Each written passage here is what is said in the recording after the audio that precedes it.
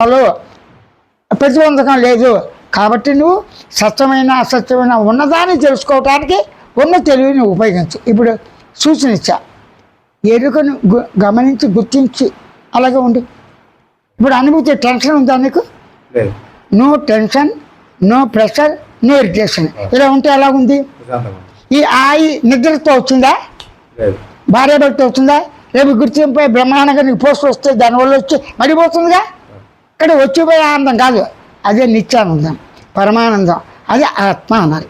ఆత్మ లక్షణాలు ఏంటి? సత్తు అంటే ఉండుట, చిత్ అంటే అనుభవం, ఆనందం. సత్తు చిత్ ఆనంద రూపంగా శైలిస్తూ మౌనంగా పరిపూర్ణంగా స్వేచ్ఛతో ఉన్న ఆ నేనుని నేను సూచన చేశా.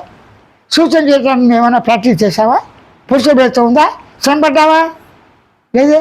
ఇలా ఉన్నా నీకు అలవాటు మర్చిపోయావు. ఈ రెండు ఒకటి కాదు, నాదంటే నాది కాదు, నీ తీసుకోవాలి సారీ అంటే వెళ్ళిపోతావు, సంతోషిస్తావు. అది జగవతీవుడు మాయగాడు అసలు కలువలు నాది ఉన్నాడే కొట్టేశాడంటే బాధపడితే ఏం చేస్తావు? వీటిలో తగులుకున్న అలవాటు పడి తనకు తానే సమస్యలు తెచ్చుకుంది. దాన్ని ఏం చేయాలి? ఒరిజినల్ నువ్వు ఎలా ఉన్నావు? ఎరుక లక్ష్యంతో గమనించి గుర్తించి తెలుసుకున్నవాడు ఏమన్నా అలా ఉంటూ ఈ పనులన్నీ చేసుకోవచ్చుగా. ఇప్పుడు నువ్వు ఆ దృష్టితో నేను గురువుని గారి సేవకుడు కావచ్చు, నాకు పర్పస్ వేరు.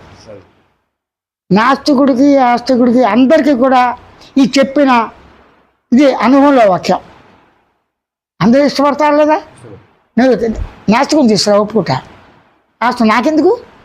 నేను నువ్వు మనసులో నేను లేనంటానికి నేను ఉండాలిగా, నేను ఉన్నాను ఉండాలి. ఆ ఉన్నది నేను ఇది అని తెలుసుకొని ఎవరు అన్నారు అని కనిపెట్టాడు. అది కష్టమైంది, అంత తేలిక కాదు. నీకు చెప్పిన తర్వాత నువ్వేమైనా శ్రమపడ్డావా? అడిసావా? ఏం లేదు. ఇప్పుడు ఇది వచ్చింది, స్వామి చాలా బాగుంది అంటారు. ఎందుకంటే నీకు కాదు అయితే నా దగ్గర ఉంటేనే నీకు వచ్చింది ఏమైనా ఇస్తే